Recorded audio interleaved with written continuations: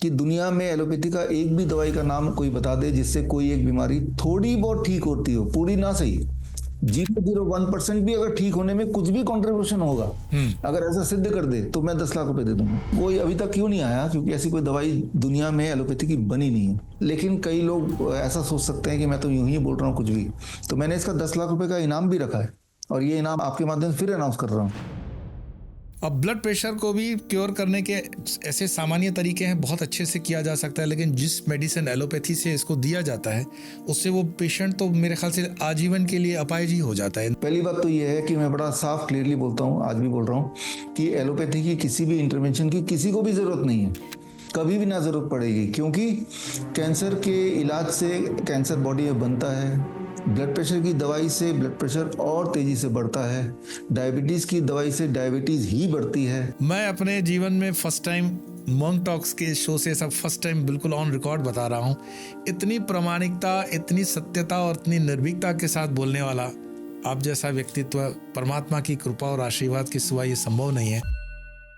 जो ये डॉक्टर हम जिनको भगवान के दर्जे में रखते हैं, ये इतने मोस्ट करप्ट हैं कि एक इंसान को जो लैब्स की टेस्ट लिख के दी जाती है, हज़ारों रुपयों की कर दी जाती है कि ब्लड चेक करवा दो, ये चेक करा दो, उस सब में कट है, उस सब का एनवेलप डॉक्टर के पास पहुंचता है मेजॉरिटी। मेरे ही अगर 10 बार टेस्ट कर लें, 10 में से 2 बार कैंसर आ जाएगा। तो ये सारे टेस्ट के डिटेल घोटाला, दो तरह से पेशेंट मारा जा रहा है। एक तो उसका बाई वेल्थ, उसका पैसा भी जा रहा है टेस्ट के दौरान, और दूसरा जो रिजल्ट आएगा वो रैंडम है। लेकिन वो पेशेंट तो भरोसा कर लेगा ना कि रिजल्ट टेस्ट तो ठीक ही बता रही है, यानी कि मुझे कैंसर है, टेस्ट ने बताया भाई। मैं डॉक्टरों की करोड़ों रुपए की संपत्तियां, ब्लैक एंड वाइट, उनके बंगले, गाड़ियां और उनके बच्चों को देखता हूं जो पैसे उड़ रहे हैं। लेकिन ये उड़ कैसे रहे हैं? जिंदा लोगों को मारकर लाशों के ये पैसे बना रहे हैं। आपको लगता है कि देश के अंदर एक लॉबी है जो सिर्फ एलोपैथी को प्रमोट करना चाहती है और बाकी थेरेपीज को दबा रही है? हाँ, लॉबी है, इसमें कोई शक नहीं है।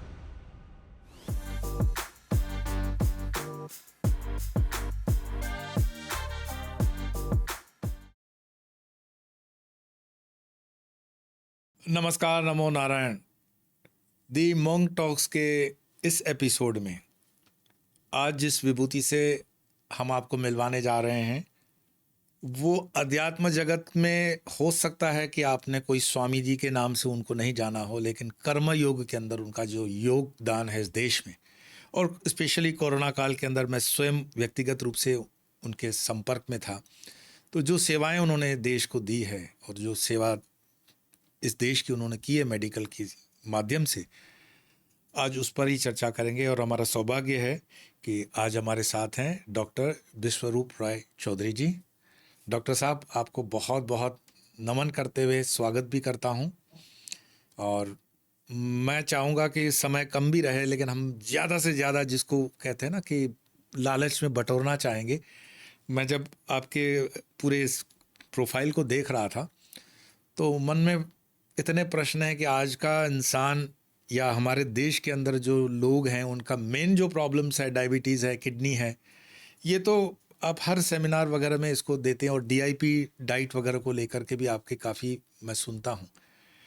पर ये कैसे, मतलब मुझे समझ में नहीं आया कि आपकी क्वालिफिकेशन इंजीनियरिंग की है, वो इंजीनियरिंग से आप इस मेडिकल की दुनिया में कैसे आते हैं? हाँ, इसमें पहली बात तो स्वामी जी आपका धन्यवाद कि आपने मुझे इस लायक समझा कि हम आपसे बात कर पा रहे हैं, और मॉन्क शो के इस एपिसोड में मैं हूँ। अब आते हैं आपके जो सवाल के 2 हिस्से हो सकते हैं, एक तो मैं कैसे आया, और दूसरा कि ये जो मेडिकल और इंजीनियरिंग, ये दोनों में दिखने में अलग अलग हैं, लेकिन एक टर्म है, it is called medical engineering. Okay. आजकल देश विदेश में, इवन हमारे भारत में भी आईआईटी जितने हैं उनमें एक पूरा स्ट्रीम है मेडिकल इंजीनियरिंग का, यानी कि कोई अगर चाहे तो मेडिकल इंजीनियरिंग की डिग्री कर सकता है। वो अवेलेबल है भारत में भी, और विदेश में तो पहले से ही है। तो मेडिकल इंजीनियरिंग क्या होता है कि इंजीनियरिंग में जो हमने सीखा है उसको मेडिसिन में इंसान की हेल्थ को ठीक करने में यूज किया जाए तो वो मेडिकल इंजीनियरिंग बोलते हैं। फॉर एग्जांपल, एक ही छोटा सा उदाहरण से, इंजीनियर्स को पता होता है कि धरती वोल्टेज, वोल्ट मीटर क्या है, वोल्टेज क्या होती है, चाहे किसी इलेक्ट्रिक इक्विपमेंट या ह्यूमन बॉडी की, अर्थ की वोल्टेज 0 मानी जाती है, ये डॉक्टर को नहीं पता।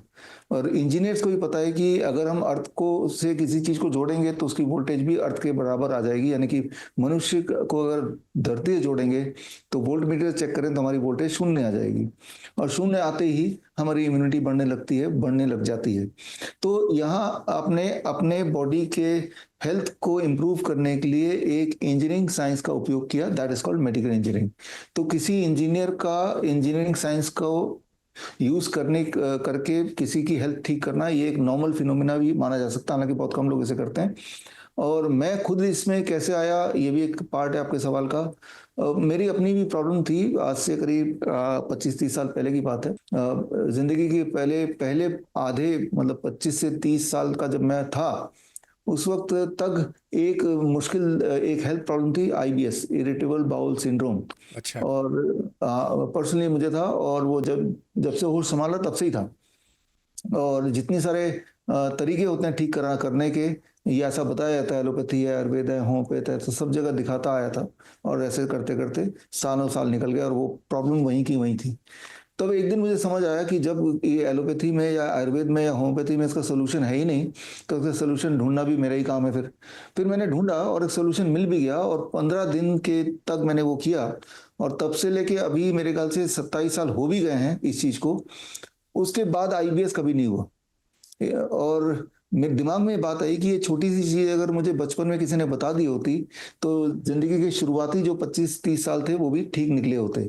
या फिर किसी और को जो आईबीएस है, फॉर एग्जांपल जो लोग सुन रहे हैं इसको, अगर सिर्फ इतना करें जो मैंने किया, कि मैंने एक ही चीज किया कि एनिमल फूड हटा दिया जिंदगी से। एनिमल फूड बोल रहा हूँ जो जानवरों से निकल के आता है, अंडे, मछली, मीट या डेयरी प्रोडक्ट, दूध, दही, दूध लस्सी, वगैरह भी है जी।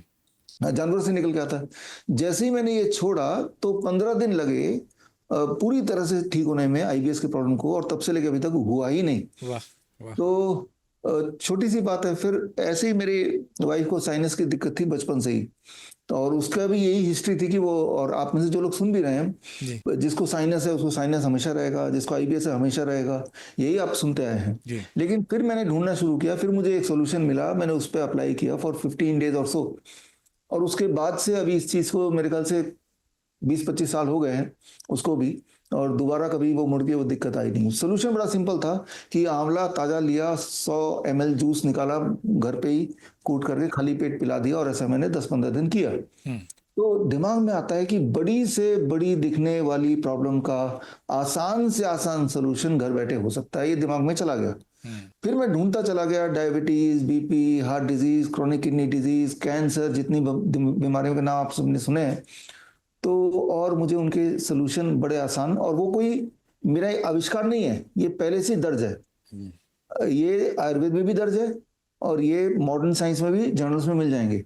हाँ, मैंने उसको रीडिस्कवर किया कि उसको लाके लोगों के सामने आसान भाषा में पेश कर दिया। और क्योंकि जैसा आपने बताया मैं इंजीनियर भी हूं, तो कहीं कहीं इंजीनियरिंग साइंस का भी उपयोग आया, जैसे gravity as medicine, time as medicine, या हीट एज मेडिसिन, या प्रेशर एज मेडिसिन। तो ये सारा जो ग्रेविटी है, हीट है, ये सब इंजीनियर्स को बड़ा अच्छा पढ़ाया जाता है।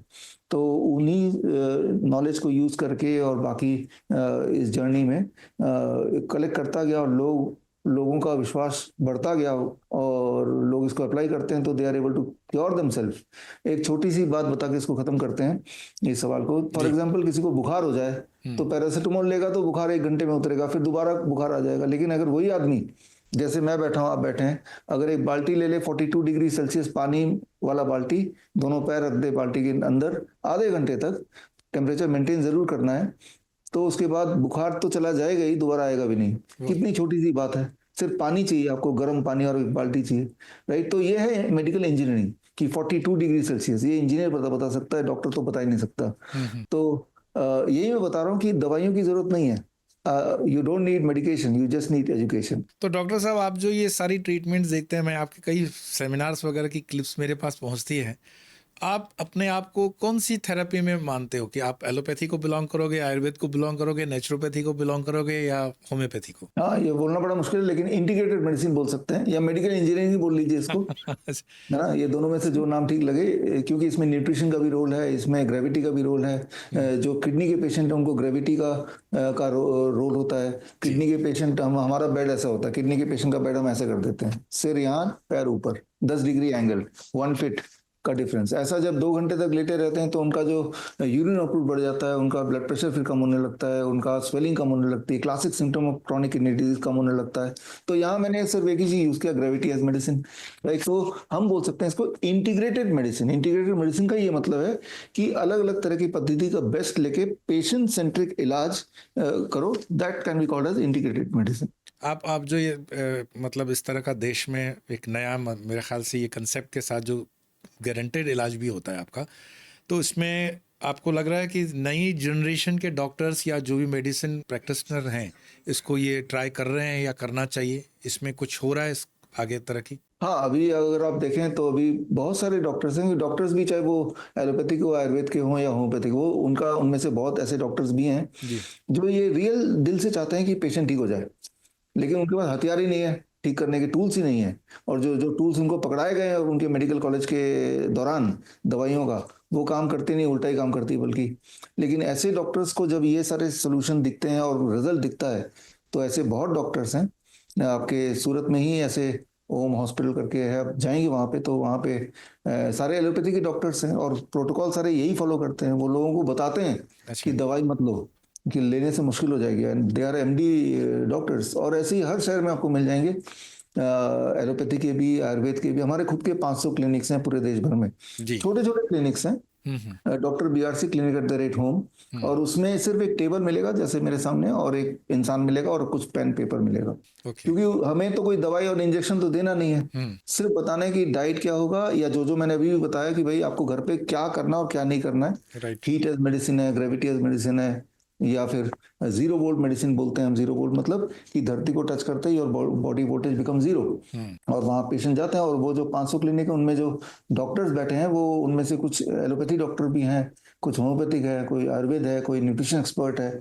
लेकिन उनका जो प्रोटोकॉल है वो वही प्रोटोकॉल है जो प्रोटोकॉल मैं बताता हूँ, या हमारी किताबों में जो दर्ज है। आम आदमी के जो हमेशा इम्प्रेसिव चीज़ क्या रहती है कि so and so film star, so and so cricketer या सो एंड सो बड़ा आदमी जब उस थेरेपी को लेता है तो कॉमन पर्सन को उसमें विश्वास लगता है, क्योंकि हम इंडियन की स्लेवरी मेंटेलिटी है, होर्डिंग में जो दिखता है वही बिकता है। तो आपके पास इलाज करवाने के लिए काफ़ी हज़ारों में मैंने देखा कि लोग आ रहे हैं, लेकिन कभी आपको उस चीज़ की ज़रूरत पड़ी कि इसको प्रमोट करने के लिए कोई अलग से नेम्स जिसको बोलते हैं हम ब्रांडिंग के लिए, या कोई बड़े नामों की आपने घोषणाएं की हो? हाँ, देखिए वैसे तो हमारे पास बड़े नाम के बड़े एक्टर्स हों, या मंत्री हों, या IAS ऑफिसर हों, जिनको, या जज हों, जिनको दुनिया बड़ा समझती है, तो ऐसे तो आते हैं। लेकिन क्योंकि वो हमारे पेशेंट हैं, तो जो एक कॉन्फिडेंस लेवल है उनके बारे में हम लोगों को, या कोई भी पेशेंट के बारे में हम किसी को प्रचार नहीं करते अनलेस कि पेशेंट खुद तैयार हो जाए कि भाई हाँ मेरा वीडियो बना दो, या मेरा जो टेस्टिमोनी आप बुक में इंक्लूड कर दो, तो ही हम करते हैं। जैसे अभी आपने कुछ दिन पहले नवजोत सिद्धू का जी वीडियो का वायरल हुआ था, जी तो जी हालांकि हमने उसको उनको ठीक किया, और हमें उनकी वाइफ को और उनको भी, जी। तो लेकिन प्रचार मैं खुद से नहीं कर सकता, क्योंकि उन्होंने ऐसी कोई इच्छा जाहिर नहीं की, ना ही मैंने उनसे पूछा। लेकिन जब ये देखा कि वो खुद ही मीडिया के सामने आ गए, तो फिर हमने उनका एग्जाम्पल भी लोगों को दिया कि भाई, और उससे फर्क पड़ता है। आज के आपने ठीक बोला। नहीं डॉक्टर साहब, नवजोत सिद्धू जी ने जो मेरे ख्याल से डंके की चोट पर प्रचार किया कि इस कारण से उनकी वाइफ उस स्टेज से निकल करके मौत के मुंह से बाहर आई, और एलोपैथी वाले कई डॉक्टर नाराज़ भी हो गए, मेरे ख्याल से उन पर केस वगैरह की भी धमकी मिली, और हुआ नहीं हुआ दैट इज सेकेंडरी। पर ये एलोपैथी की जो थेरेपी होती है या एलोपैथी की जो लाइन है, आपको लगता है कि देश के अंदर एक लॉबी है जो सिर्फ एलोपैथी को प्रमोट करना चाहती है और बाकी थेरेपीज को दबा रही है? हाँ, लॉबी है, इसमें कोई शक नहीं है, लॉबी है, बड़ा स्ट्रांग लॉबी है। इवन जो आयुष मंत्रालय हो, या फिर हर मिनिस्ट्री में, हेल्थ मिनिस्ट्री में तो है ही है, पूरा लॉबी बना हुआ है, और उनका हिस्सा सब बटा हुआ है बहुत ही सिस्टमेटिक तरीके से, बहुत ही सिस्टमेटिकली, वेरी वेरी स्ट्रांग। और इसीलिए आप देखेंगे उसका एक प्रूफ तो यही है कि हमारे देश में जो हेल्थ का बजट है उसमें 99% बजट एलोपैथी के लिए है, और 1% में आयुर्वेद, होम्योपैथ, नेचुरोपैथी, योगा, यूनानी, सिद्धा, जितने तरह के थेरेपीज और होते हैं, न्यूट्रिशन, सब कुछ 1% के अंदर सिमट गया, और 99% budget is to the allopathy. तो ये बजट एलोकेशन से लेके सारा जो है तामझाम वो एलोपैथी के इर्द गिर्द ही है, और इसकी लॉबी है, स्ट्रांग लॉबी है। कोई भी ऐसी चीज जो एलोपैथी की बाहर की है और वो अगर प्रमोट हो रही है अपने आप ही, चाहे लोग प्रमोट कर रहे हो, तो उनका एक सिस्टम है कि उसको कैसे दबाया जाए, कैसे उसको जैसे आपने अभी बताया भी कि सिद्धू जी के ऊपर केस भी लोगों ने दर्ज की। जब केस एलोपैथी डॉक्टर्स ने किया तो हमने काउंटर केस हमने भी डाला, फिर अच्छा। वो मुद्दा शांत हो गया। उसी वक्त हमने काउंटर केस एक तो डाला हमने टाटा मेमोरियल हॉस्पिटल को, जी। जिन्होंने अपना एक प्रेस नोट जारी किया था, और एक छत्तीसगढ़ का एक सिविल सोसाइटी है, उनको भी हमने नोटिस जारी किया, काउंटर नोटिस, उस नोटिस का काउंटर। तो फिर आप उसके बाद से वो न्यूज में पूरी तरह से दब गया, बंद हो गया, वहीं का वहीं खत्म हो गया। मतलब मुंह तोड़ जवाब जब तक देंगे नहीं तब तक उनको लेकिन लगेगा मीडिया में तो कि डॉक्टर साहब ऐसा दिखाया गया ना कि जो टाटा वाली अस्पताल बोल रही है या एलोपैथी के डॉक्टर बोल रहे हैं, एलोपैथी का डॉक्टर का इतना एरोगेंस होता है जैसे वो खुद को भगवान समझता है। ये माँ हाँ। कार्ड से लेकर के जो भी सरकार की जो स्कीम्स चली हैं, ये इतना बड़ा स्कैंडल होता है डॉक्टर साहब। मैं मतलब इनके भुगत भोगियों से मिलता हूँ कि जिस इंसान को कुछ विशेष नहीं होता है उसको भी चीट फार करने के लिए प्रिस्क्राइब कर लिया जाता है, और 5-5 लाख रुपए की जो ये स्कीम्स है इसमें बहुत बड़ा स्कैंडल चल रहा है। क्या सरकार को इस बात का पता नहीं है कि करोड़ों रुपए की ये जो सब्सिडियां हैं, टैक्स पेयर की हार्ड अर्न मनी है, ये एलोपैथी वाले चबा रहे हैं?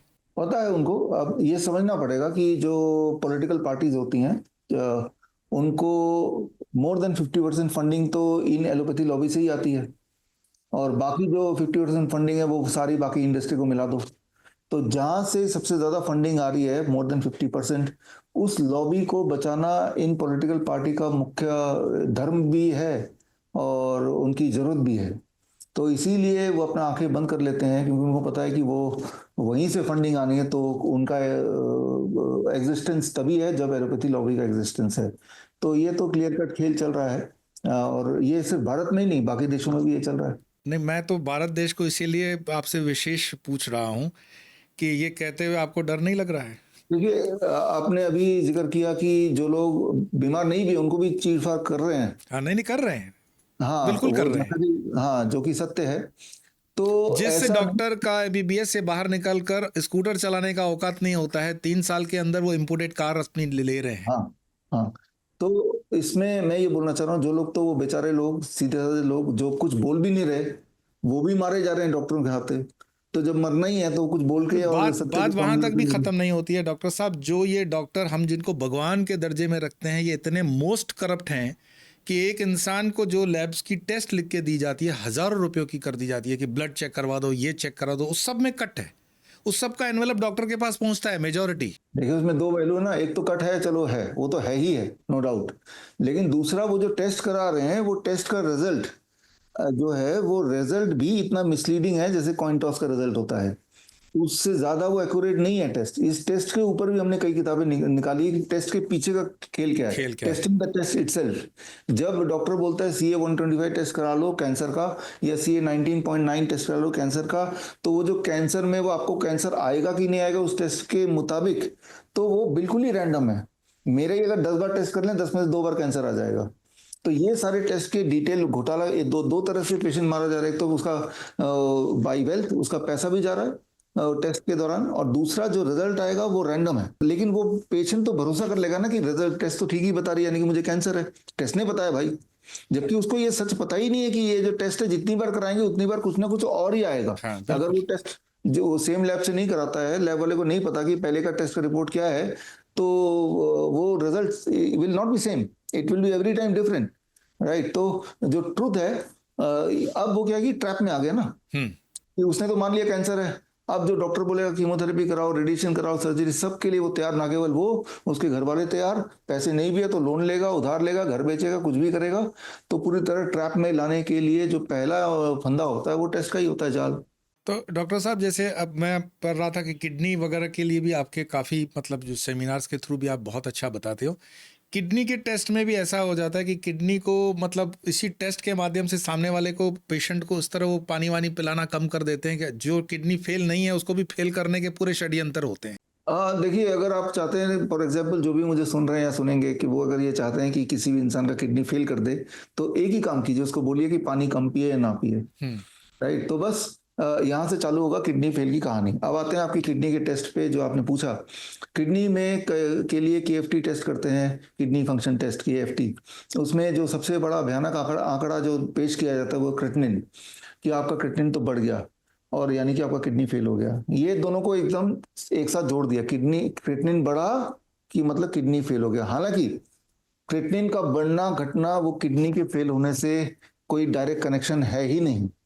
क्रेटिनिन बढ़ेगा जब भी आपको बुखार आएगा, जब भी किसी को बुखार आए, इन्फेक्शियस डिजीज किसी भी वजह से, मुझे भी बुखार आए थे 2-4 दिन पहले, उस वक्त अगर मैं केएफटी का रिपोर्ट कर रहा हूँ तो वो जो क्रेटिनिन आएगा तो वो क्रेटिनिन के आधार पे डॉक्टर बोल सकता है कि मेरे दोनों किडनी गए, फेल हो गए। सिमिलरली जब आप एंटीबायोटिक जो लोग लेते हैं तो उनका क्रेटिनिन बढ़ जाएगा तो डॉक्टर बोलेगा किडनी फेल हो गया, ये नहीं बताएगा आपको जो मैंने स्टेरॉइड दिया, जो एंटीबायोटिक दिया उसकी वजह से क्रेटिनिन बढ़ गया। तो बोलने का मतलब ये है कि क्रेटिनिन बढ़ना is a not a direct indicator of kidney failure. इसके कई कारण होते हैं, लेकिन इस टेस्ट को आधार बना के एक हेल्दी इंसान को किडनी फेलियर का पेशेंट बना के फिर उसको डायलिसिस पे लाके बचा कुचा किडनी भी उसका जो ठीक ठाक किडनी उसको खराब, क्योंकि डायलिसिस में हर बार किडनी कॉम्प्रोमाइज होती है और खराब होने लगती है। अगर पहले से खराब है तो और खराब, और नहीं खराब है तो धीरे धीरे खराब। और किडनी का एक और टेस्ट का जिक्र मैं यहाँ पे करना चाहूंगा, डीटीपीए स्कैन। डीटीपीए स्कैन से अगर 100 हेल्दी लोगों ने किडनी का डीटीपीए स्कैन कराया तो जो दुनिया भर के रिजल्ट कहते हैं, एविडेंस कहता है 7% लोगों का इस टेस्ट के वजह से रेडिएशन जाता है ना, किडनी फेल हो जाती है। 7%, 7%। राइट। तो यानी कि अगर आपको आपका एक किडनी का हॉस्पिटल आप चाहते हैं कि भाई खूब सारे किडनी पेशेंट आ जाए, तो पहले तो उनको पैदा किया जाए, तो उन सबको बोल दो डीटीपीए स्कैन करा लो। 100 कराएंगे तो 7 पेशेंट बन ही गए, रियल किडनी पेशेंट बन गए। तो ये किडनी के जो टेस्ट का, चाहे वो केएफटी टेस्ट बोलो या डीटीपीए स्कैन बोलो, तो ये सब चीज या तो टेस्ट के आधार पे वो किडनी पेशेंट बना देते हैं या डीटीपीए स्कैन के आधार पे एक्चुअल किडनी पेशेंट वो बन जाते हैं। तो ये तो चल ही रहा है। फिर जब भी कोई स्टेरॉइड ज्यादा लेगा तो किडनी फेल कर जाएगा, पैरासीटामोल ज्यादा लेगा तो किडनी फेल कर जाएगा। पेशेंट को पैरासीटामोल बार बार दे के किडनी फेल कराते हैं, फिर बोलते हैं आपका किडनी फेल हो गया। ये कभी नहीं बताएंगे भाई अपने जो पैरासीटामोल मैंने दिया था आपको उसी से उसकी हुआ। वजह से आज, ये नहीं बताएंगे। और पेशेंट को भी कभी नहीं पता चलेगा। वो पेशेंट कुछ पूछेगा तो डॉक्टर एक ही बात बोलता है, जेनेटिक होगा। जेनेटिक, जेनेटिक मतलब अपने पूर्वजों पे सारा ब्लेम दे दो, दिलवा दो, तो मुंह बंद पेशेंट का भी और डॉक्टर को भी आगे कुछ आंसर नहीं करना पड़ता। तो ये सब तो चल ही रहा है। न तो इस देश के अंदर जो हम हमेशा सोचते थे कि डॉक्टर को भगवान की जगह पे रखा, वो भगवान, मैं तो एक पढ़ा लिखा इंसान और हज़ारों लाखों से हमारा संपर्क होता है, कि एक शैतान के स्वरूप में पूरा थेरेपीज़ के थ्रू माध्यम जो बना हुआ है, सरकार की सब्सिडी है, जहाँ ज़रूरत नहीं है वहाँ परिवारों को बर्बाद किया जा रहा है। इसके विषय में मैं समझता हूँ ये सिर्फ एक विरोध के मेरे स्वर नहीं है, पर सामान्य से सामान्य जैसे ब्लड प्रेशर जैसी भी बीमारी है, अब ब्लड प्रेशर को भी क्योर करने के ऐसे सामान्य तरीके हैं, बहुत अच्छे से किया जा सकता है, लेकिन जिस मेडिसिन एलोपैथी से इसको दिया जाता है उससे वो पेशेंट तो मेरे ख्याल से आजीवन के लिए अपाहिज ही हो जाता है। इन द सेंस जो उसका मेथड है, आप टेक्निकली बहुत अच्छे से ये समझा सकते हो। तो पहले तो ये बताइए कि उस ब्लड प्रेशर के पेशेंट के लिए आपकी क्या थेरेपी होती है? देखिए, यहाँ पे आपके सवालों में 2 सवाल मैंने ढूंढे, पहले या दो दो दो जिक्र ढूंढे। एक तो ये कि आपने बीच में अभी शुरू में बताया कि जिनको जरूरत नहीं है उनको भी इलाज देते हैं। पहली बात तो ये है कि मैं बड़ा साफ क्लियरली बोलता हूँ, आज भी बोल रहा हूँ, कि एलोपैथी की किसी भी इंटरवेंशन की किसी को भी जरूरत नहीं है, कभी भी ना जरूरत पड़ेगी। क्योंकि कैंसर के इलाज से कैंसर बॉडी में बनता है, ब्लड प्रेशर की दवाई से ब्लड प्रेशर और तेजी से बढ़ता है, डायबिटीज की दवाई से डायबिटीज ही बढ़ती है। लेकिन कई लोग ऐसा सोच सकते हैं कि मैं तो यूं ही बोल रहा हूँ कुछ भी। तो मैंने इसका 10 लाख रुपए का इनाम भी रखा है, और ये इनाम आज के आपके माध्यम से फिर अनाउंस कर रहा हूँ। क्या बात है। कोई भी इसमें जो चैलेंज है वो ये कि दुनिया में एलोपैथी का एक भी दवाई का नाम कोई बता दे जिससे कोई एक बीमारी थोड़ी बहुत ठीक होती हो, पूरी ना सही, थोड़ी भी ठीक हो जाए। 0.01% भी अगर ठीक होने में कुछ भी कंट्रीब्यूशन होगा, अगर ऐसा सिद्ध कर दे तो मैं 10 लाख रुपए दे दूंगा। तो ये अनाउंसमेंट मैंने पहले भी किया है, आज भी कर रहा हूँ। अभी तक तो कोई 10 लाख रुपए लेने ना ये एक दवाई का नाम बताने आया।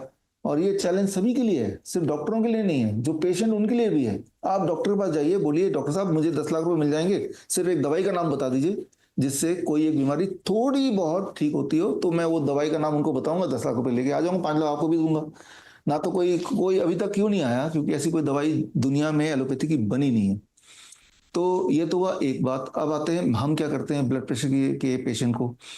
ब्लड प्रेशर का पेशेंट जब डीआईपी डाइट पे होता है तो 3 दिन के अंदर अंदर उनका बीपी नीचे आने लगता है, दवाई छोड़नी मजबूरी हो जाती है। For about 90% of the patient तीसरे दिन तक उनकी दवाई छूट चुकी होती है, बीपी नॉर्मलाइज जा चुका होता है। तो एज सिंपल एज दैट, 3 दिन का मेहमान है 90% से अधिक पेशेंट्स के लिए जो बीपी की दवाई ले ररहे हैं। ये follow the DIP VIP. DIP diet का फुल फॉर्म क्या बताएंगे डॉक्टर साहब? It is called discipline and intelligent peoples diet, DIP. एक एक और शब्द होता है वीआईपी, वेरी इंपॉर्टेंट पर्सन, उसी से बना है डीआईपी। वेरी इंपॉर्टेंट पर्सन कौन होता है भारत में? वो होता है जो कानून को नहीं मानता। ट्रैफिक लाइट रेड है तब भी वो गाड़ी निकाल ले जाएगा, पुलिस भी नहीं रोकेगी, लाल बत्ती लगी हुई है तो हम बोलेंगे देखो जी वीआईपी है, मतलब सारे नियमों से ऊपर, उन्हें हम वीआईपी बोलते हैं। उसी को मतलब जो सारे नियम तोड़ पाए, लाइन लगी हुई है नॉर्मल लोगों की, वो एकदम से निकल जाएगा, तो यानी कि ये वीआईपी आदमी है। कुछ खाना जैसे डेयरी प्रोडक्ट हो गया, पैक्ड फूड हो गया, कुछ तरह के प्रोसेस्ड फूड हैं जो मुंह से पेट में जाते ही वो वीआईपी की तरफ पेट के सारे कानून को तोड़ के ब्लड में चला जाता है। यही high cholesterol, high blood sugar, high blood pressure बनाता है। अब आता है डीआईपी डाइट। एक ऐसे डिसिप्लिन एंड इंटेलिजेंट पीपल जैसे आप और हम हर जगह डिसिप्लिन को ध्यान रखते हैं। ट्रैफिक में अगर रेड लाइट है तो हम रुक जाएंगे, ग्रीन लाइट है तो बड़े ध्यान से इधर उधर देख के फिर चलेंगे, किसी को नुकसान ना हो, हमारी वजह से कोई एक्सीडेंट ना हो जाए, सब चीज का पालन करते हैं। कुछ फूड ऐसे होते हैं जो पेट में जाके डीआईपी की तरह काम करते हैं, जैसे फ्रूट्स हैं, रॉ वेजिटेबल्स हैं, कोकोनट वाटर है, हर तरह के नट्स हैं, ड्राई फ्रूट्स हैं, पत्ते हैं।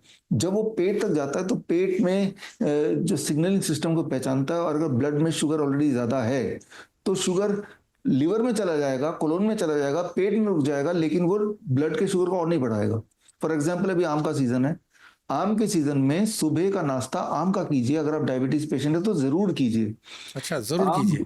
हाँ जरूर कीजिए। 2 किलो आम भी खाएंगे ना, आपका ब्लड शुगर बढ़ेगा नहीं, क्योंकि आम एलोपैथी के डॉक्टर तो मतलब बताते हैं कि ये मौत का सामान है, आम खाओगे तो मर जाओगे। अब नहीं बताएगा कोई। आज जो हमारे पेशेंट या जो दर्शक सुन रहे हैं, तो आप पूछिए क्या डॉक्टर साहब लिख के दे सकते हैं कि आम मुझे खाना है कि नहीं खाना है? वो बोलेगा कुछ भी, लिखेगा नहीं कि आम नहीं खाना है। अब पता चल चुका सबको कि मीठा फल खाने से डायबिटीज ठीक हो जाती है। इसलिए वो मना तो नहीं करेंगे, मुंह से मना कर सकते हैं, लिख के नहीं देंगे, या वीडियो बनाओगे तो वीडियो नहीं पे नहीं बोलेगा। बोलेंगे। नहीं मतलब ऑफिशियली नहीं बोलेंगे, अनऑफिशियली कुछ भी बोल सकता है वो। तो ये जो आम हुआ या फल जो हुआ, ये डीआईपी हुआ, डिसिप्लिन एंड इंटेलिजेंट पीपल। पेट तक जाएगा, फिर डिसिप्लिन देखेगा, मेरी जरूरत कहाँ पे, ब्लड में जरूरत नहीं है, ऑलरेडी शुगर ज्यादा है तो मैं स्टमक में रुक जाता हूँ, अभी ट्रैफिक रेड सिग्नल है, लिवर में छुप जाता हूँ, या फिर मैं कोलोन से बाहर ही निकल जाता हूँ। और जब ब्लड में शुगर नॉर्मलाइज होने लगेगा तब भी मैं धीरे धीरे धीरे करके ही ब्लड में जुड़ूंगा। तो इससे ब्लड शुगर नॉर्मलाइज होता है, ना कि बढ़ता है। तो डीआईपी डाइट में 12 बजे तक तो फलों पे रहने बोलते हैं, जितना आपका बॉडी वेट है उस हिसाब से। मेरा बॉडी वेट 70, तो एक और शून्य लगा दिया, 700 ग्राम। तो दिन भर में आपको 700 ग्राम फल जरूर खाना है, और 700 ग्राम कच्ची सब्जी खाना है। मैं 70 केजी, तो मुझे कच्ची सब्जी को भी 2 पार्ट में डिवाइड कर दिया, 350 ग्राम, 350 ग्राम, टोटल 700 ग्राम। 350 ग्राम तो पहले खाना है लंच से पहले, और डिनर से पहले 350 ग्राम और। तो ये मेरी दवाई हो गई। थोड़ा फ्रूट खाएंगे तो वो फूड है, और फ्रूट्स इस हिसाब से खाएंगे तो ये दवा है। तो डीआईपी डाइट में यही करना होता है, और dairy product, animal food, pack food छोड़ना होता है। तो जितना मैंने अभी बताया इतना कोई कर ले और 3 दिन लगातार करे, तो बीपी शुगर की गोलियां छूटना उनके लिए बहुत जरूरी हो जाएगा। नहीं छोड़ेंगे तो ब्लड शुगर, ब्लड प्रेशर नीचे चला जाएगा।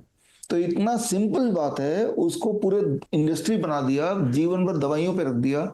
सोचिए कितना बड़ा जो एक खेल चल रहा है, इस बात से अंदाजा लगा सकते हैं ना। तो जो आम आदमी हम विश्वास करके जिसको सरकार बनाने का हक देते हैं, अगर 70-65 साल तक ये जो बोलते हैं ना कि ये स्कैंडल चलता रहे, लेकिन इन सालों के अंदर भी ये कंटिन्यू हो, तो ये मन को बड़ा पीड़ा देता है। और ये माँ कार्ड और इत्यादि जो स्कीम्स में मैं देखता हूँ, मतलब आंखों देखा नंगा नाच देखते हैं। मैं डॉक्टरों की करोड़ों रुपए की संपत्तियां, ब्लैक एंड वाइट, उनके बंगले, गाड़ियां और उनके बच्चों को देखता हूं जो पैसे उड़ रहे हैं। लेकिन ये उड़ कैसे रहे हैं? जिंदा लोगों को मारकर लाशों के ये पैसे बना रहे हैं। तो अध्यात्म तो खैर उसके लिए और कहता है। डॉक्टर साहब, ये जो ऐसा भ्रष्टाचार कर रहे हैं उनको भी हाइपर टेंशन होगा, आपके पास डायरेक्ट नहीं आएंगे। इस पॉडकास्ट के माध्यम से उन डॉक्टरों के लिए पूछूं कि हाइपर टेंशन होगा तो क्या बोलेंगे आप? नहीं, वो हाइपरटेंशन होगा तो आप तो ये देखते ही हैं कि एक डायबिटीज के डॉक्टर को खुद ही डायबिटीज है, कैंसर का डॉक्टर खुद ही कैंसर पेशेंट है, हार्ट का डॉक्टर का हार्ट अटैक है, वो इमरजेंसी रूम में आ जाता, मर जाता है, ये तो सभी को पता है। लेकिन मैं तो ये बोलूंगा उनको कि बी ऑन DIP डाइट। पहले तो आप खुद ठीक हो जाइए, फिर थोड़ा जो भी गड़बड़ किया अभी तक आप एक सही रास्ते पे आ जाइए। तो that is what my message to them. काफ़ी आपने मैं देख रहा था ओबेसिटी के ऊपर भी आपके सेमिनार्स वगैरह में आप देखते हैं आजकल जो ये जंक फूड है, पिज़्ज़ाज़ हैं, बर्गर्स हैं, वेफर्स, ये फूड जो पैकेट में आते हैं, इसकी वजह से बच्चों का वज़न, ये प्रॉब्लम सब पेरेंट्स के लिए है। तो आप कहोगे कि DIP डाइट पे आ जाना, लेकिन हर बच्चे को तुरंत उस प्रोसेस में लाना ये संभव भी नहीं है। तो उसको कैसे स्लोली एंड ग्रेजुअली एक डिसिप्लिन में लाया जा सकता है? 2 स्टेप में कर सकते हैं। छोटे बच्चे, यंगस्टर, जितने भी प्रोसेस फूड के नाम अभी आपने लिए, चाहे पिज्ज़ा, बर्गर, ये सब चीज़ें, एक एक्सपेरिमेंट कर सकते हैं। ये पहला स्टेप। एक पिज़्ज़ा या बर्गर ले लेना, एक गड्ढा खोदना है, गड्ढे के अंदर पिज़्ज़ा बर्गर डाल दिया, मिट्टी से भर दिया। एक और गड्ढा खोदना है, उसमें कोई भी फल, कोई भी कच्ची सब्जी डाल देना है। वो सेब हो सकता है, संतरा हो सकता है, टमाटर हो सकता है। 1 महीने बाद दोबारा आओ, जिस गड्ढे में टमाटर डाला था उसको खोदेंगे तो टमाटर नहीं मिलेगा, कीड़े मकोड़े खा गए। दूसरा गड्ढा जिसमें पिज्जा या बर्गर था उसको खोदेंगे तो पिज्जा बर्गर बिल्कुल वैसा ही मिलेगा जैसा आपने डाला था 1 महीने पहले। बोलने का मतलब ये है कि पिज्जा बर्गर कीड़े मकोड़े भी नहीं खाते, सिर्फ इंसान खाते हैं। क्योंकि पिज्जा बर्गर वो फूड नहीं है, इट लुक्स लाइक फूड। तो जो चीज कीड़े मकोड़े नहीं खाते, जब आप वो पिज्जा बर्गर खाएंगे तो हमारे बॉडी के अंदर भी कीड़े मकोड़े ही हैं, बैक्टीरिया हैं, गुड बैक्टीरियाज। तो वो उसको प्रोसेस नहीं करेंगे तो वो कहीं ना कहीं स्टोर होते रहेंगे। कोई स्टोन बनेगा, कोई एक्स्ट्रा फैट बनेगा, कोई ट्यूमर बनेगा। तो जिसकी वजह से आजकल के जनरेशन में आप देखेंगे दिक्कतें, तकलीफें हमसे ज़्यादा हैं। जब हम उनकी उम्र के थे उससे कई गुना ज़्यादा है।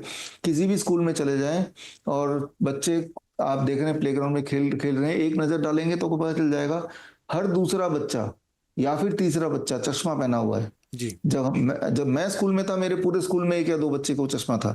आज हर दूसरा बच्चा या तीसरा बच्चे को चश्मा पहना होगा, छोटे छोटा बच्चा। हम्म। आप देखेंगे हर तीसरा चौथा बच्चा या दूसरा बच्चा तो प्लम्प होगा, मोटा होगा। और डायबिटीज टाइप 1 हर 40वें बच्चे को है। ऑटिज्म 40वें बच्चे को है। ये सारी बीमारियों के नाम हम जानते भी नहीं थे, किसी को पता भी नहीं था ऑटिज्म क्या होता है, डायबिटीज टाइप 1 क्या होता है, राइट, जो कि आजकल बहुत कॉमन हो गया। तो उसमें बिसाइड बहुत सारा और भी कारण है, लेकिन एक कारण तो ये पैक्ड एंड फास्ट फूड का है। तो पहले तो बच्चा जब एक्सपेरिमेंट करेगा तो जब वो रियलाइज करेगा कि मैं वो चीज खा रहा हूँ जो कीड़े मकोड़े भी खाना नहीं पसंद करते, तो थोड़ी एनलाइटमेंट आएगी। फिर वही जो मैंने आपको बोला कि बी और DIP डाइट, वो तो है ही है। DIP डाइट पे जैसे ही आते हैं लोग तो 1 महीने में 10% वेट घटता है और 3 महीने में बॉडी नॉर्मल वेट में आ जाता है। जिसका वेट ज्यादा है उसका घटेगा, जिसका ज्यादा नहीं उसका नहीं घटेगा। दूसरी इंपॉर्टेंट बात जो ये नहीं कर सकते, एक काम कर लें तो वेट घट जाएगा, जो आप खा रहे हो उसको खाते हुए भी वेट घट जाएगा। और वो ये, डोंट ईट आफ्टर सनसेट। सूर्यास्त के बाद मत खाओ, डिनर पहले ही फिनिश कर लो।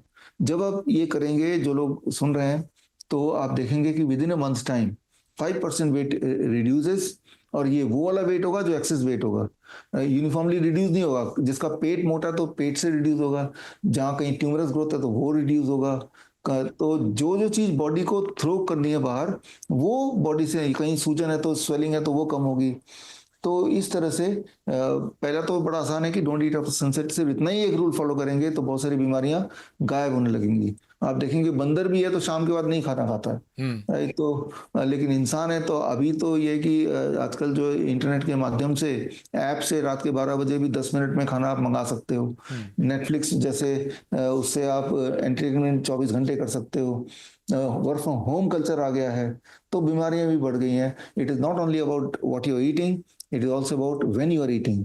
Don't eat after sunset. बीमारी अगर नहीं है तो होगी नहीं, और अगर है तो धीरे धीरे आप देखेंगे हर दिन आप ठीक होते जाएंगे। डॉक्टर साहब, जो लोग मान लीजिए किसी कारण से सरकार की गलत नीतियां हो, अज्ञान हो, अब मेडिसिन मतलब समझो कि आ गई है उनके जीवन में, डायबिटीज़ को लेकर के हैं, ब्लड प्रेशर्स को लेके हैं, नहीं वो ऐसे खाते हैं जैसे भगवान का प्रसाद खाते हैं दिन के 2 बार 3 बार, उनको समझो ज्ञान उदय हो गया ये पॉडकास्ट देख करके, अब वो पीछे आना चाहते हैं, मरने का भी भय है और छोड़ने का भी इच्छा हो रहा है, तो वो कैसे प्रारंभ करें? उसका बड़ा आसान है। महीने में एक बार हम 72 आवर कैंप करते हैं इसी चीज के लिए। मतलब 72 आवर्स तक हमारे सारे पेशेंट्स मेरे साथ रहते हैं हिम्स हॉस्पिटल मेरठ वाले ब्रांच में।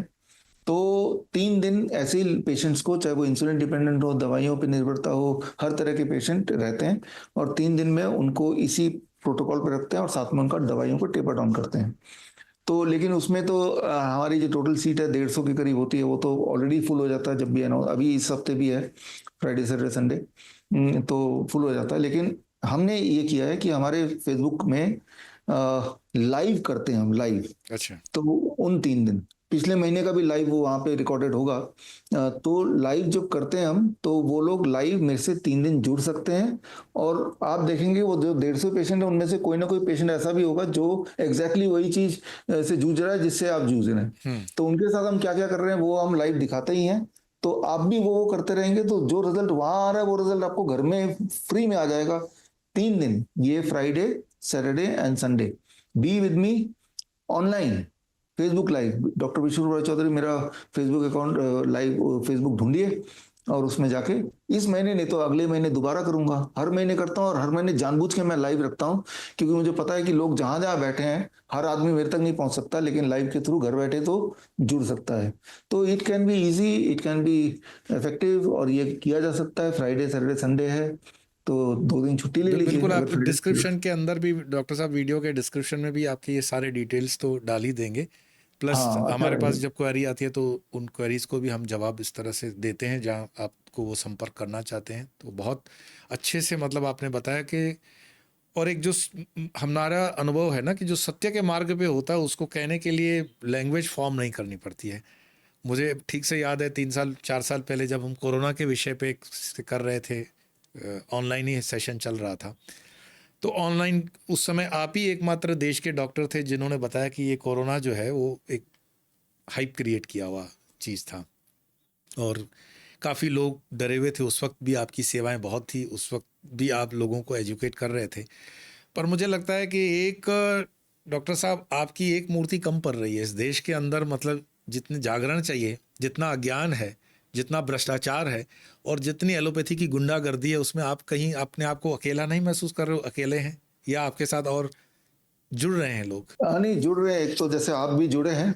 मैं तो हुई ही बिल्कुल। आपने देखा कि भाई ये एक अच्छा मिशन है, तो जैसे आप हैं, हम इस तरह के आज भी देश में बहुत अच्छे अच्छे लोग हैं और जो जुड़े हैं, और ऐसे बहुत लोग हैं मुझे ऐसा लगता है जो जुड़े तो हैं लेकिन पीछे से, यानी कि वो खुद भी नहीं सामने आके बताना चाहते देखो जी हमने आपके लिए इतना कुछ कर दिया। कोई भी अगर दिक्कत आती होगी तो वो लोग भी एक ढाल की तरह आते हैं, आई कैन फील दैट। तो अब अकेले वाली बात तो है नहीं, क्योंकि अगर अकेले कोई होता तो एलोपैथी लॉबी तो इतनी खतरनाक है, कुछ ना कुछ तो कर चुके होते। तो मैं तो ये निश्चित है कि लोग जुड़े हैं, सामने से भी जुड़े हैं और बैक पीछे से भी सपोर्ट है, इनविजिबल लोग जुड़े हैं। तो और फिर अब क्या है कि हमारे हजारों स्टूडेंट्स हैं, हर शहर में स्टूडेंट्स हैं। जो चीज मैं आपको बता रहा हूँ वो चीज बाकी लोग भी इक्वली ट्रेंड है। जो अच्छा। हमारा इनिशियल मिशन भी ये था कि ये एजुकेशन सिर्फ एक इंसान तक लिमिट ना रहे, और लोग अभी तक मेरे ख्याल से करीब 10,000 तो स्टूडेंट होंगे वाह। जिनको एग्जैक्टली वो सारा कुछ हमने सिखा दिया जो मुझे आता है। और वो अलग अलग शहरों में बैठे हैं और किसी न किसी रूप में इसी नॉलेज को लोगों तक पहुंचा रहे हैं। तो अब तो ये फैल रहा है। अगर जैसे मैंने आपको बताया कि आज की तारीख में अगर कोई डॉक्टर से पूछेंगे कि फल खाएं कि नहीं खाएं, वो मना नहीं करेगा। तो ये कहाँ से आया? क्योंकि ये लोगों ने लोगों तक पहुंचाया और वो अवेयरनेस लोगों है। तक पहुंचाया तो अवेयरनेस आया। वो अकेला तो मैं नहीं कर सकता, राइट? या तब कोरोना की बात आपने की तब भी मैं लोगों तक कैसे पहुंचा? जब आपने कंट्रीब्यूट किया, आपने अपने सोशल मीडिया को मुझे शामिल किया या ऐसे और लोगों ने किया। तो कोई भी मिशन में चलते वक्त तो अकेले होते ही हैं, लेकिन उसके बाद लोग जुड़ ही जाते हैं। डॉक्टर साहब, ये पॉडकास्ट देखते हुए मान लीजिए यूथ इंस्पायर होता है, और हमारा यूथ बड़ा ईमानदार है, और इस देश का अगर कहीं भविष्य है तो वो यूथ से है। बाकी तो भगवान जानते हैं। वो यूथ अगर एक अच्छे इंटेंशन के साथ आपसे लर्न करना चाहे, जानना चाहे और उसमें प्रकल्प में जुड़ना चाहे, तो वो कैसे आपसे जुड़ेगा? देखिए, उसके लिए मैंने एक सिंपल प्रोसेस बनाया है। तो उसके लिए जो सबसे सिंपल आसान सटीक तरीका है, स्टेप 1, मेरा एक प्रोग्राम होता है CIM, certificate in integrated medicine. ये 3 महीने का ऑनलाइन सर्टिफिकेशन कोर्स है। श्रीधर यूनिवर्सिटी से सर्टिफिकेट मिलता है। हर संडे को 2 घंटे की क्लास होती है। इनमें 12 किताबें होती हैं, 12 क्लासेस हैं। और इसमें जितनी सारे मेथड्स हैं, चाहे वो किडनी पेशेंट्स के लिए ग्रैड सिस्टम है, या कैंसर पेशेंट के लिए वीजो स्टिमुलेशन थेरेपी है, या डायबिटीज़ के लिए, BP के लिए, हार्ट के लिए DIP डाइट है, सर्केडियन रिदम है, या पंचकर्मा थेरेपीज हैं, तो सारे थेरेपीज को 12 क्लासेस में 3 महीने की ट्रेनिंग में हम सिखाते हैं प्रैक्टिकल के साथ। तो ये 3 महीने का ऑनलाइन ट्रेनिंग है, इसको जुड़ जाएंगे। सर्टिफिकेशन मिलने के बाद उन्हीं में से जो लोग चाहते हैं कि आगे और बढ़ना, तो अपना अपना क्लिनिक सेट कर सकते हैं। अभी 500 लोग ने क्लिनिक सेट किया ही है पूरे देश विदेश में, 12 देशों में क्लिनिक सेट है अभी। और उसके बाद अब जब क्लिनिक सेट करेंगे तो उनको दिक्कतें भी आएंगी, पेशेंट बहुत सारे ऐसे भी आएंगे जो बहुत बहुत ज़्यादा बीमार होंगे। तो वीडियो कॉन्फ्रेंसिंग के थ्रू मेरे हेड ऑफिस से टीम जुड़ जाती है उस क्लिनिशियन के साथ जिन्होंने हमारा ट्रेनिंग किया, हमारे स्टूडेंट के साथ, ताकि अंत में एंड में जो पेशेंट है उस पेशेंट तक हम उस स्टूडेंट के थ्रू पहुंच जाएं। तो ये ऑलरेडी हमने स्टार्ट किया हुआ है, इसको स्टार्ट किए हुए काफ़ी समय हो गया है। तो इस तरह से स्टेप 1 bishrup.com/CIM में जाके हमारा ऑनलाइन ट्रेनिंग जुड़ जाओ, और ऑनलाइन ट्रेनिंग के दौरान ही हम आगे का रास्ता, ये मैंने ब्रीफली बता भी दिया, इस तरह से हम बताते हैं। तो एक बार ऑनलाइन कर लेंगे तो जितना कुछ हमने लिखा, 35 किताबें मैंने लिखी हैं, वो सारा कुछ उसमें शामिल है, और सारे पद्धति एग्जाम्पल्स के साथ क्वेश्चन आंसर्स सारा कुछ ही है उसमें। मैं सेटिस्फाइड हूँ ये क्या 3 इसका महीने। मिनिमम क्वालिफिकेशन होना चाहिए, इसका सर्टिफिकेट? मिनिमम क्वालिफिकेशन तो ये है कि जो जिसको ये पॉडकास्ट समझ आ रहा है, भाषा यही वाली होती है वहाँ पे, सिंपल भाषा, और आज हमने जो भी कुछ डिस्कस किया जो रिलेट कर पा रहा है वो सब उसको कर सकते हैं। उसमें मिनिमम क्वालिफिकेशन कुछ नहीं, बुक पढ़ना आना चाहिए, हिंदी या इंग्लिश आनी चाहिए, क्योंकि हम बुक्स देते हैं। और हिंदी में लेक्चर होता है तो वो समझ आना चाहिए। फिर हर लेक्चर के बाद एग्जाम होता है, वो एग्जाम पास करेगा तो ही अगले लेक्चर पे जाएगा। जब तक पास नहीं करेगा तो उसी लेक्चर पे अटका रहेगा। कुछ उसको हम सपोर्ट भी करते हैं, तो इस तरह से वो पास करता हुआ आगे बढ़ता है। क्योंकि हमारे साथ काफ़ी यूथ का वर्ग जुड़ा हुआ है, एक बहुत बड़ा परिवार है, 9 lakhs के अबाउट सब्सक्राइबर्स चैनल के साथ हैं, प्लस व्यूज़ जो होती हैं थ्रू आउट वर्ल्ड है। और इसमें हमारी माताएं बहनें बहुत जो हैं वो सिंसियरली चीज़ों को एक समझती भी हैं और करने की चाह भी रखती हैं। मुझे लगता है कि आपकी ये चीज़ें उनको बहुत इंस्पायर करेंगी। तो ये प्रश्न आएगा ही कि इसमें क्या पढ़ाई चाहिए, वो चाहिए, तो आपने कर दिया। अगर आखिरी एक प्रश्न उनका होगा कि भाई इसमें पैसा भी बहुत ज़्यादा खर्च होता है, क्योंकि मेडिकल वालों ने डरा रखा है ना, तो वो डर से हम बाहर आना चाहते हैं। देखिए, ये समझना पड़ेगा कि जब तक आप डरते रहेंगे तब तक वो डराते रहेंगे। और ये जो मैंने बोला है सिर्फ मेडिकल के कॉन्टेक्स्ट में नहीं, जितना हम डरेंगे उतना ही कोई डराएगा। तो डर से बाहर आने का तरीका क्या है? एक ही तरीका है, एजुकेट योरसेल्फ। जैसे बचपन में भूत से कब तक डर लगता था? जब तक भूत होता है कि नहीं होता पता नहीं था। जिस दिन पता चल गया भूत नहीं होता है, कोरोना से लोग क्यों डर रहे थे? क्योंकि पता नहीं क्या है, पता नहीं क्या है। जिसको पता चलता गया वो कुछ भी नहीं है, उसका डर निकलता गया।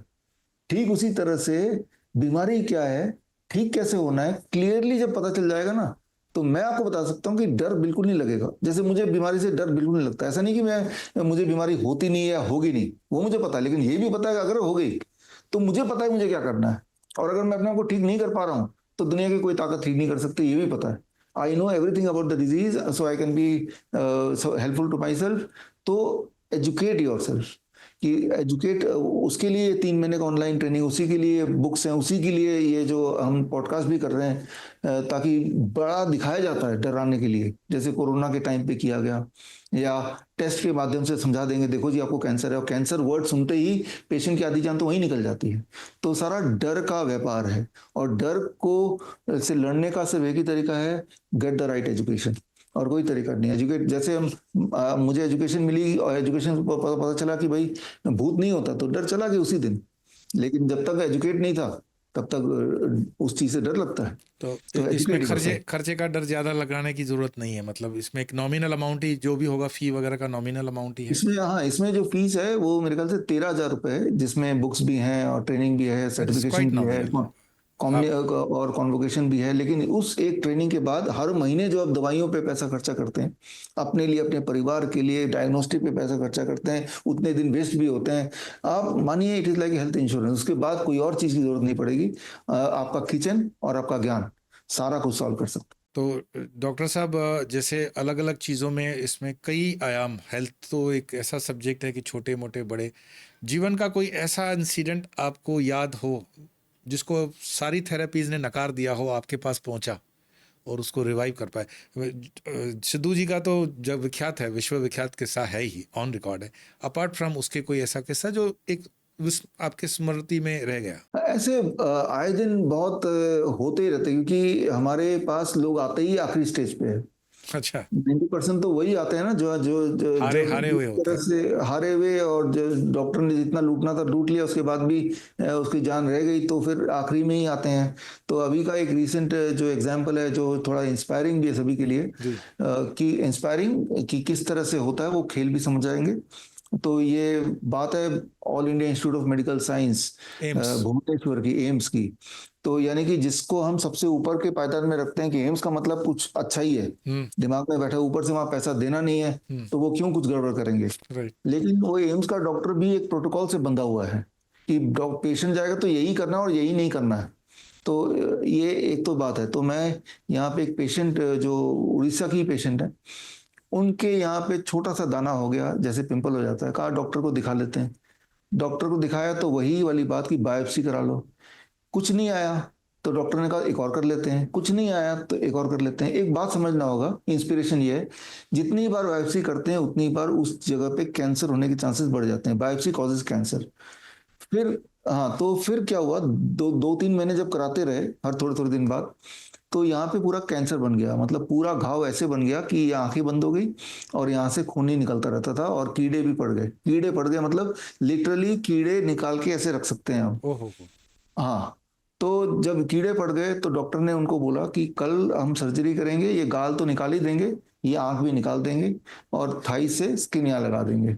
जब ये सुना तो एम्स से पुलिस की मदद से, वहां तो जाने नहीं दे रहे थे, भाग के हमारे हिम्स हॉस्पिटल मेरठ में आए इसी हालत में। तो ये तो पहला हिस्सा, कि कोई बीमारी थी नहीं, किस तरह से बीमारी बना। प्रोटोकॉल ये है ना कि आपको ये प्रोटोकॉल फॉलो करना है, वो सही की गलत है। तो अब जब हमारे पास आए, 12 दिन हमें लगे, 12वें दिन उनका इंटरव्यू हमारे सोशल मीडिया पे है, कई जगह पे है। उनका पूरा स्किन का वो खत्म हो गया, आंखें दिखाई देने लगी, और बिल्कुल सूख गया सारा कुछ, बिल्कुल नॉर्मल हो गया। दाग जरूर हो गए जो भी हुआ उसकी वजह से, लेकिन पूरी तरह स्वस्थ हो गई। कितने दिन में? सिर्फ 12 दिन में। तो ये एक इंस्पिरेशन स्टोरी सभी के लिए होनी चाहिए कि भाई बिना मतलब के डायग्नोस कराने ही मत जाओ। और अगर हमने ठीक कैसे किया, हमने वही किया जो मैंने आपको बताया भी, डीआईपी डाइट पे पेशेंट को रखा, शाम के 6 बजे तक डिनर फिनिश कर लिया, कुछ पंचकर्मा थेरेपी जरूर हमने दिए, और हॉट वाटर इमर्शन टब पे उनको बिठाए रखा। तो अपने आप ही बॉडी की रिपेयरिंग पावर इतनी तेज होती है कि बॉडी कैन रिपेयर इटसेल्फ, अगर उसको राइट एनवायरमेंट मिला तो इस तरह से कई सारे पेशेंट्स की कहानियां जो हम रोज देखते हैं, दुख भी बड़ा होता है कि भाई जो इन्होंने सहा, इनको कोई जरूरत ही नहीं थी ये सहने की। तो it starts with taking the first wrong decision कि हम हॉस्पिटल जाके डायग्नोस कराएंगे। Diagnosis itself is a disease.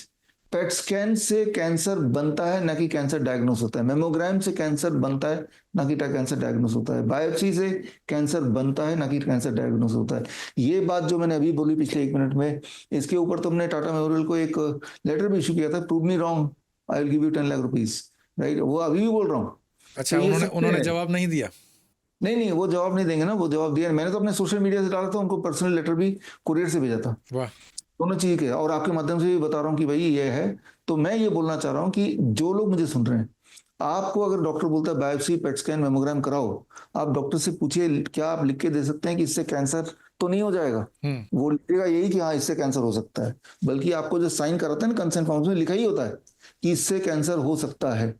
तो आप कैंसर डायग्नोस नहीं कर रहे हैं, एक्चुअली आप कैंसर बना रहे हैं, जैसे मैंने अभी एग्जांपल दिया एक पेशेंट का। तो इस तरह से हमारे बहुत सारे पेशेंट्स हैं। जैसे एक पेशेंट अभी मिले मुझे जयपुर में, 5 अप्रैल की बात है। 5 अप्रैल मुझे इसलिए ध्यान है क्योंकि 5 अप्रैल को हमने ये किताब रिलीज की, अच्छा, अगर आप वैक्सीनेटेड इसको टू देख पा डेथ। रहे हैं। हाँ, और ये 5 अप्रैल को क्यों रिलीज की? क्योंकि 5 अप्रैल 2020 में सबने एक कारनामा किया अचानक, लोग भूल भी गए। 5 अप्रैल 2020 में सब लोगों ने न जाने कैसे रात को 9 बजे अपनी सारी बत्तियां बंद कर दी भारत में, और सबने अपने मोबाइल उठा लिए, अब याद आ गया होगा। और एक मतलब बेवकूफों की तरह मोबाइल का लाइट जला के, पता नहीं क्या वो था, लेकिन ये नहीं पता जो इंजीनियर्स हैं, यहाँ इंजीनियर्स हमने शुरू किया तो खत्म भी इंजीनियर से करना चाहिए। जी। इंजीनियर्स को ये पता है कि अगर पूरा देश के लोग षड्यंत्र करके लाइट एक साथ बुझा देंगे, तो जो पावर ग्रिड है भारत का, वो फ्लक्चुएट करेगा ज्यादा, और जिससे पूरा देश का पावर पूरी तरह से ठप होने का पूरे चांसेस हैं। इसको रोकने के लिए सरकार ने लगभग एस्टिमेटेड है 300 करोड़ रुपए खर्च किए। जो ये खेल खेला गया इसके बैकग्राउंड में 300 करोड़ रुपए खर्च किए, ताकि सब एक टाइम पे लाइट बुझाएं और देश का पावर ग्रिड गड़बड़ ना हो। तो मैं इससे बड़ा बेवकूफ़ी वाली हरकत क्या हो सकती है, इसीलिए मैंने 5 अप्रैल को एनलाइटमेंट डे, दिमाग की बत्ती जलाने का दिन है, ना कि घर की बत्ती बुझाने का दिन है, राइट? तो मैं यही बोलना चाह रहा हूँ कि कि हमें बेवकूफ़ी वाली हरकत ना करके, अभी इसमें अगर आप जाएंगे 3500 रेफरेंस पेपर हैं पूरे दुनिया से, मैंने इकट्ठे करके इस बुक में डाला है, और वो अगर पढ़ेंगे तो आपके होश उड़ जाएंगे कि उस दौरान और तब से लेकर अभी तक लोगों ने अनजाने में कई सारी बेवकूफ़ियां की हैं, और जो जिसका नतीजा आज आप देश सब लोग भुगत ही रहे हैं। लोग अचानक मर रहे हैं, देख ही रहे हैं हम रोज। तो ये सब उस समय की जो बेवकूफ़ियां हैं जो अभी सामने आ रही है रिजल्ट्स। डॉक्टर साहब, चलते चलते आखिरी मेरे मन का व्यक्तिगत जिज्ञासा, इतने निर्भीकता के साथ, इतने सत्य के साथ, इतनी प्रामाणिकता के साथ आप इतना काम कर रहे हैं। पास्ट में मेरे एक, जिसको कहते हैं ना, बाही से बढ़कर मेरा संबंध राजीव दीक्षित जी से रहा। हम ऐसा मानते हैं कि एलोपैथी के विरुद्ध बोलने के कारण उनकी हत्या कर दी गई। हत्या ही है वो, पर मैं उस विषय पे नहीं जाऊंगा। आप बहुत जो ये कार्य कर रहे हैं, ऐसे ये संतों का काम है। द मंक टॉक्स के अंदर आप किसी संत से एक रत्ती भर भी कम नहीं है। कभी मन में डर या ऐसा भय लगता है कि आपका कोई अनिष्ट हो सकता है या कर सकने का प्रयास हो रहा है?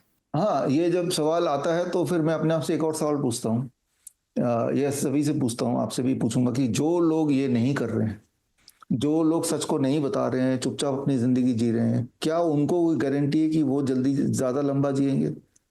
क्या कोई गारंटी है वो जल्दी नहीं मरेंगे? राइट? अगर कोई गारंटी ऐसे कोई दे सकता है कि आप चुपचाप मुंह चुप करके रहो तो आप 100 साल जियोगे, तो मैं आज भी चुप कर लेता हूँ, लेकिन कोई गारंटी तो है नहीं, राइट? उल्टा, कि जो लोग जैसा जैसा बताया, 2 सुई लगा लो तो 2 खुराक लगा लेते हैं, कोविड वैक्सीन के वो लगवाया, कि जो बोले माँ हम पट्टी लगा लो पट्टी लगा लेते हैं, ताली बजाओ ताली बजाओ, थाली बजाओ वो भी कर लेते हैं, बत्ती बजाओ वो भी कर लेते हैं, बत्ती जलाओ वो भी कर लेते हैं। तो वो आज कहाँ है? एक एक करके सब टपक रहे हैं। जो लोग नहीं मर रहे हैं तो उनको किसी को कैंसर हो रहा है, किसी को हार्ट डिजीज हो रहा है, अचानक अचानक। उन सारे के एविडेंस मैंने इसमें डाले हैं। तो 2 ही ऑप्शन है, या तो आप बोलो या चुप बैठो। तो मैं तो देख रहा हूँ जो लोग चुप हैं और सारी बातें मान रहे हैं, तो उनकी हालत क्या है, राइट? तो क्या वो ज्यादा लंबा जी रहे हैं? नहीं। क्या अंदर से परेशान नहीं है? हैं। तो अगर हम इस तरह से तुलना करेंगे, जब गारंटी नहीं किसी चीज की, तो बोलो वही जो सत्य है। कम से कम एक चीज की गारंटी है कि कुछ लोगों की जिंदगी आपकी वजह से सुधर जाएगी, और आपकी जो जिंदगी हो सकता है उनकी वजह से थोड़ा और अच्छा हो जाए। मैं आपको डॉक्टर साहब ये बताता हूँ कि हम जो 2 साल के अंदर की, छोटे समय के अंदर चैनल की जर्नी रही बहुत अच्छी। मैं अक्सर पूछता हूँ कि आप सब लोग मुझे क्यों सुनते, तो वो कहते हैं कि आपके बोलने का जो कारण है वो सत्य को हमेशा जुड़ के रखते हैं। और ये सत्य को बोलने की वजह से वो जो यूट्यूब का एल्गोरिथम है ना, एल्गोरिथम उसको दबाता हम्म। है। तो हम हाँ। कभी कभी मजबूरी से भी कहना पड़ता है कि इसको लाइक करके, शेयर करके इसको ज़िंदा रखें, आगे तक पहुंचाएं। मैं अपने जीवन में फ़र्स्ट टाइम मंक टॉक्स के शो से, सब फर्स्ट टाइम बिल्कुल ऑन रिकॉर्ड बता रहा हूँ, इतनी प्रामाणिकता, इतनी सत्यता और इतनी निर्भीकता के साथ बोलने वाला आप जैसा व्यक्तित्व, परमात्मा की कृपा और आशीर्वाद के सिवा ये संभव नहीं है। मैं धन्य हुआ हूँ आपसे बात करते हुए। मेरी ढेर सारी शुभकामनाएं, बहुत बहुत धन्यवाद। और आपका ये मैसेज दुनिया में हर इंसान समझे, इसको फैलाए, तो मुझे लगता है कि इससे बड़ा इस राष्ट्र का, मानवता का सेवा और क्या हो सकता है। थैंक यू वेरी धन्यवाद, मच, आपने बहुत बहुत धन्यवाद है जी। इस लायक समझा। और मैं चाहूंगा कि इस दिन पर्सनली भी मुलाकात हो, चाहे आपके वहां पे, चाहे आपको भी मैं बिल्कुल, इनवाइट आप करता हूँ। स्वामी विवेकानंद संस्कार केंद्र, हमारे त्रिपुर भैरव शक्तिपीठम पे आपका सेमिनार ही रखें। हमारी बड़ी इच्छा है, और पूरे देश दुनिया में चाहने वाले हमारे हैं। तो जो भी माध्यम बने, जैसे भी बने, लेकिन मुझे लगता है कि आप अब समाज को ये जगाने का जो बीड़ा उठाया ही है, तो उसको और हाथ से हाथ मिलता जाएगा, तो संख्या भी बढ़ेगी और लोगों में एक चेतना जगेगी। इस चेतना को जगाने का ही ये माध्यम है हमारा मॉन्क टॉक्स का शो। तो मिलकर करेंगे, और सब जितने लोग देख रहे हैं उनकी तरफ से भी सारे एफर्ट्स, सारी शुभकामनाएं। सिर्फ कहने के लिए नहीं, हम साथ थे, हैं और रहेंगे, इसी वादे के साथ। बहुत बहुत पुनः पुनः एक बार बहुत बहुत धन्यवाद। थैंक यू वेरी मच, धन्यवाद। धन्यवाद।